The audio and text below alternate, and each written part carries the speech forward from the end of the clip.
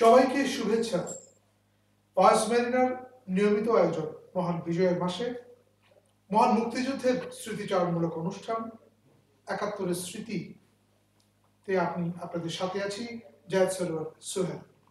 দর্শক, আজ ১২ ডিসেম্বর ১৯৭১-এর এই দিনে কক্সবাজার শত্রুমুক্ত হয়েছিল। কক্সবাজারের আকাশ সেদিন নতুন রং ধারণ করেছিল।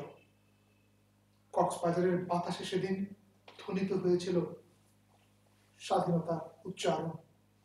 বিজয়ের চূড়ান্ত লক্ষ্যে পৌঁছানোর আগে কক্সবাজারের এই মুক্ত হওয়ার কথা জানাতে আজকে সেই মুক্ত দিবসের প্রত্যক্ষদর্শী মুক্তিযোদ্ধা আবু তাহের আমাদের স্টুডিওতে উপস্থিত আছেন।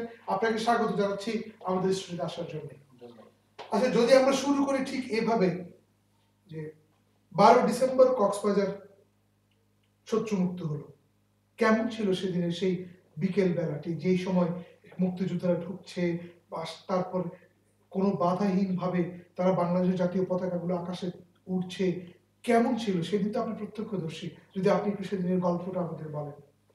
জি, ১২ ডিসেম্বর ৭১ সালে যখন আমরা মুক্তিযোদ্ধা ভাইয়েরা বিভিন্ন অ্যাঙ্গেল দিয়ে, যেমন একটা গ্রুপ হাসিল মাদ্রাসা থেকে শুরু করে একটা কলাতলি রোড সাগরপাড় দিয়ে, আর একটা বা নদীপথে খুশকুল হয়ে আমরা কক্সবাজারে ঢুকে পড়ি দিনের শেষ প্রান্তের দিকে।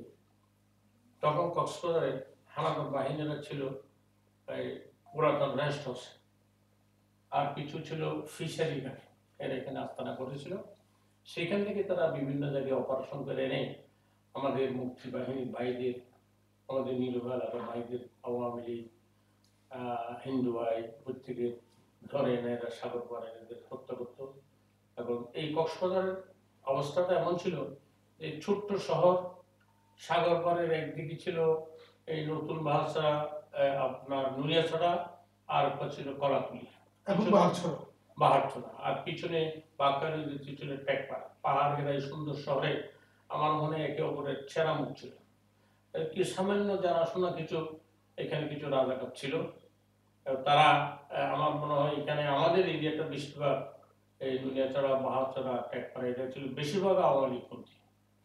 এখানে অনেক সময় অনেক এই শান্তি বাহিনীর লোক, বিশেষ করে ওই সময় যারা এখানে পিস কমিটির লোক যারা ছিল, তারা এখানে অনেক সময় আমাদের এলাকার মানুষ, মুরব্বী যারা ছিল, এলাকার যারা ছিল, এদেরকে এই মিটিং ডেকে উস্কানিমূলক কথাবার্তা বলে ধরে দেওয়ার জন্য অনেক পায়তারা করেছে। অবস্থার পরিপ্রেক্ষিতে তারা বিভিন্ন দিক দিয়ে এই ভৌগোলিক কারণে এই জায়গাটা একটু অন্যরকম ছিল বলেই প্রত্যেকে এক এক দিক দিয়ে সেন্টার নিয়েছিল। আমরাও ওই সময় প্রথম দিকে যখন যুদ্ধ ঘোষণা, আমরা সেখানে আসবো। তার আগে আমি যেটা জানতে চাচ্ছি, এই যে শত্রু মুক্ত হলো কক্সবাজার, শত্রু মুক্ত হওয়ার সময়টি কেমন ছিল, কারা কারা ছিল তার নেতৃত্বে, এবং কিভাবে শত্রু মুক্তের ঘোষণা হলো? এই জিনিসটা তখন হচ্ছে রাত্রে, একদিন রাত 11 তারিখ রাত্রেই এই আমাদের এখানে মুক্তি বাহিনী এই কক্সবাজারে বিমানবন্দরে হামলা করলো রাত্রে 2টার দিকে। এর আগে ওই দিন শুক্রবার সকালবেলায় হামলা করছিল বিমানবন্দরে।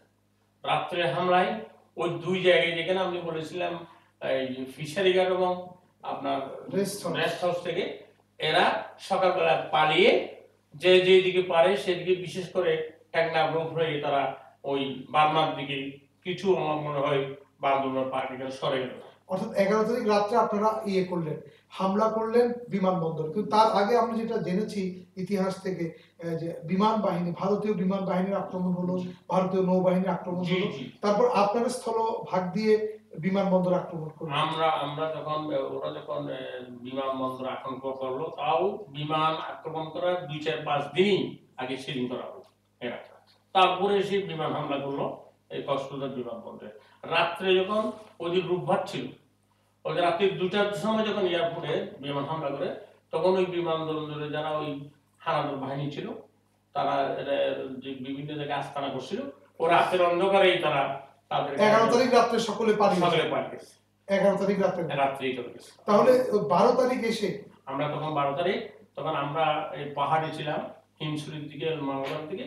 আমরা ওইখান থেকে সবাই সকালে আস্তে আস্তে খবর নিয়ে কারা কোথায় আছে আমরা রেডি করে খবর নিয়ে আমরা আস্তে আস্তে কক্সবাজার টাউনে ঢুকে পড়ি। আর অন্য দিক থেকে কারা কারা ঢুকে? অন্য দিক দিয়ে আমার মনে হয় হাসিমিয়া এবং ওই আপনার বাইপাস দিয়েও ওই আমাদের ক্যাপ্টেন সুবহান সাপ্তু আর এখানে আসরের সময় উনি ঢুকলেন। আর পরবর্তী পর্যায়ে আমরা এখানে কামাল হোসেনের নেতৃত্বে, কামাল হোসেন চৌধুরীর নেতৃত্বে আমরা এখানে যারা এই কক্সবাজার এরিয়া স্থায়ী বাসিন্দারা ছিলাম ট্রেনিং পিরিয়ডে, এবং এখানে কক্সবাজারের আইন শৃঙ্খলা রক্ষা করার জন্য তখন একটি মহকুমা শহরে তেমন কেউ ছিল না। এই কামাল হোসেন চৌধুরীর মাধ্যমে আমরা গ্রুপিং করে এই কক্সবাজারকে আমরা পুরো 1 মাস 25শে মার্চ থেকে এই আপনার 28শে এপ্রিল পর্যন্ত আমরা এটাকে পুরো একটা আইন শৃঙ্খলা রক্ষা করার জন্য বাহিনী তৈরি করে আমরা এখানে এটাকে। সেই বাহিনীর নাম কি ছিল? এটা ছিল আমরা ওই জয় বাংলা বাহিনী নাম দিয়ে আমরা জয় বাংলা বাহিনী করে আপনি এপ্রিল পর্যন্ত এখানকার শাসনভার চালিয়ে গেছেন।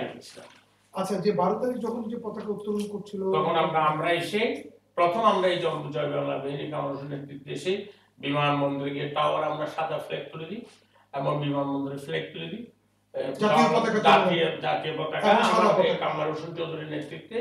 আমার এখানে আমার ভাই মনসুরও ছিল, এরা আরো কিছু যারা লোক ছিল, এরা এসে দৌলত বাজারে ফ্ল্যাগ তুলে।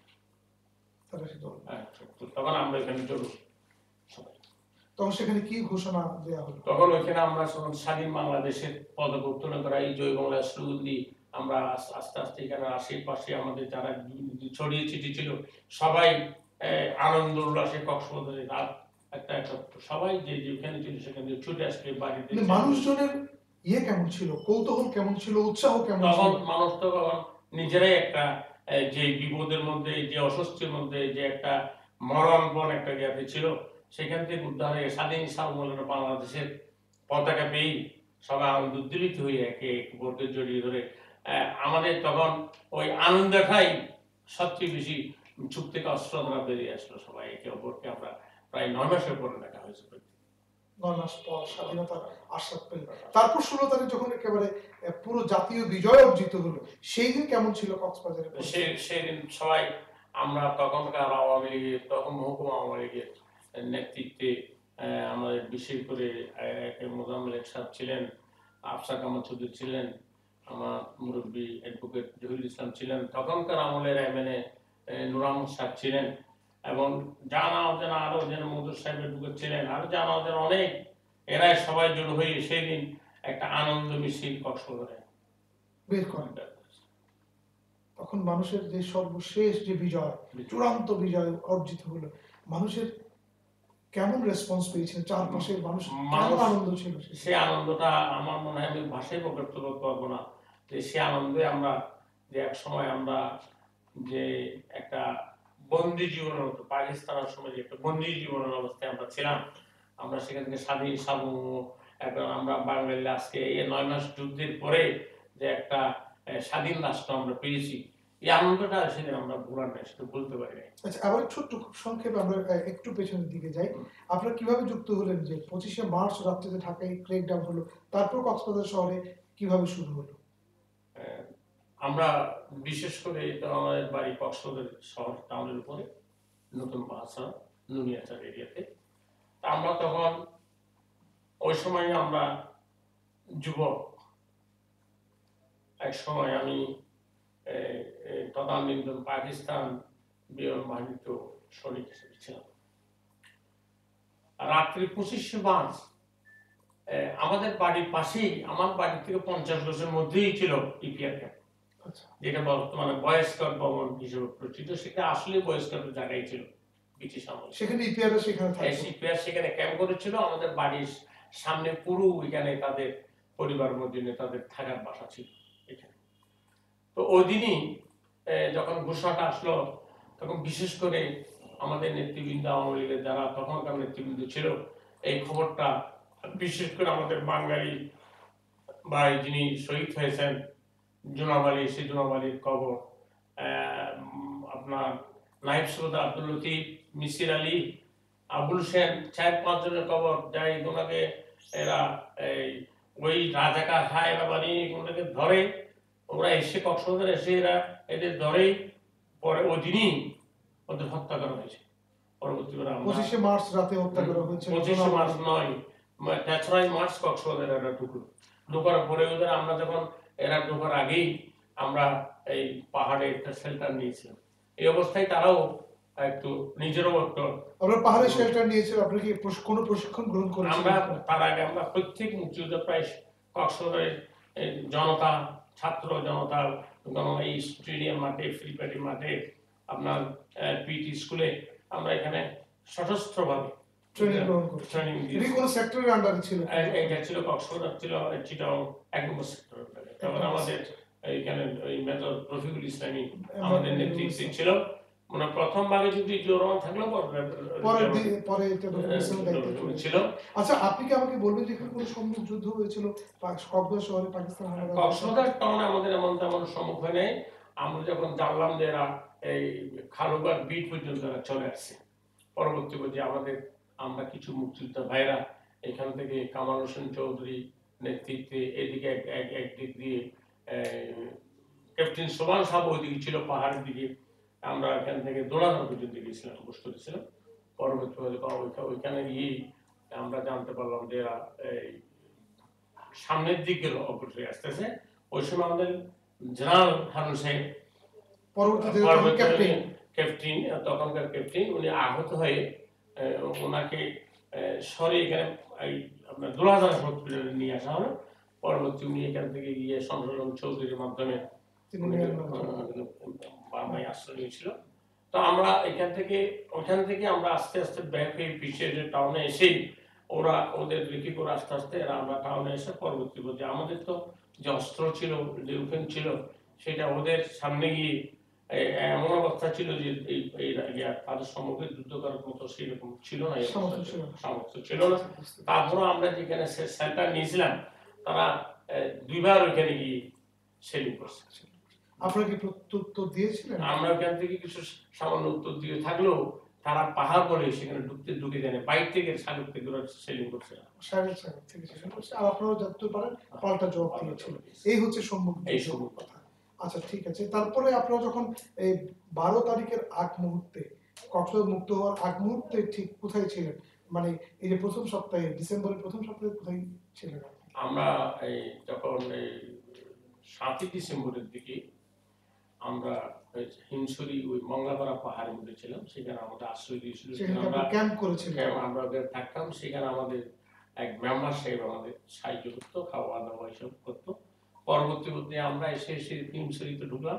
এইখান থেকে কলাতলি থেকে আমাদের এক আত্মীয় মারা গেছেন, বিশেষ করে আব্দুল রশিদ, গোড়ামিয়া, এরা আমাদের থেকে এখানে খাদ্য সরবরাহ করতো, দিয়ে আসতো। তারপর আপনারা 12 তারিখের দিকে আমরা আস্তে আস্তে 11 তারিখ রাত্রে এখানে আমরা কক্সবাজার, তারপর 12 তারিখ কক্সবাজার। আচ্ছা, এমন কোন স্মৃতি কি আপনার মনে পড়ে যে এই স্মৃতির কথা মনে করলে এখন আপনার শিহরে ওঠেন? এমন কোন স্মৃতি আছে? এমন কোন যন্ত্রণা, নির্যাতনের কথা কি আপনার মনে পড়ে যেগুলো মনে আসলেই আপনার চোখ জ্বল করে ওঠে? বিশেষ করে আমরা যে এখান থেকে পাহাড়ের দিকে আশ্রয় নিই, আশ্রয় নেওয়ার পরেই এই কক্সবাজার টাউনে, বিশেষ করে এখানে তারা এখানে কিছু না করলে কিছু লোক, কিছু ক্রিমিনাল, এই আপনার রাজাকার, এরা আমার এলাকার 2-1 লোক, বিশেষ করে এটা ছিল ডাক্তার কবির আমাদের এলাকার, আর পুরস্কারের সতীশ মাহাতো, পাশাপাশি আর 2-3 জনকে তারা ধরে নিয়ে সাগর পাড়ে দিয়ে গুলি করে। আর আপনার আমাদের পীযূষ কান্তি চৌধুরীর বাবা জ্ঞানেন্দ্র চৌধুরী, ওনাদের ওই সাগর পাড়ে নিয়ে, তখন তো সাগর পাড়ে যে রেস্ট তার সম্মুখে, এটা আরো দূরে ছিল, আরেকটু দূরে ছিল, ওইখানে একটা পেগুলো ছিল, কাছে একটা নদীটা আরো দূরে ছিল, ওইখানে মেরে গুলি করে তাদেরকে ওইখানে মাটি না দিয়ে ফেলে রাখছিল এই পানি, করুণ বা। সেই দৃশ্য আপনারা দেখেছেন? সেই দৃশ্যটা কিন্তু আমাদের সবচেয়ে মহৎ। ধন্যবাদ মুক্তিযোদ্ধা আবু তাহের। দর্শক, আমরা কথা বলছিলাম কক্সবাজারের প্রতি ইঞ্চি ইঞ্চি কিভাবে মুক্ত হয়েছিল হানাদারের কবল থেকে। আর আপনারা শুনলেনই তো কতটা রক্তে, কতটা ত্যাগে অর্জিত এই লাল সবুজের পতাকা, এই স্বাধীনতা। আর সেই স্বাধীনতা সমুন্নত থাকুক, সেই বিজয়ের রেশটুকু সারা বাংলাদেশ জুড়ে আবারও উত্তোলিত হোক মুক্তিযুদ্ধের মহান চেতনায়, এবং প্রত্যাশায় শেষ করছি। আর এই অনুষ্ঠানটি আপনারা যে কোনো মুহূর্তে বিশ্বের যে কোনো প্রান্ত থেকে দেখতে চাইলে লগ ইন করুন www.voicemariana.com। সকলকে ধন্যবাদ।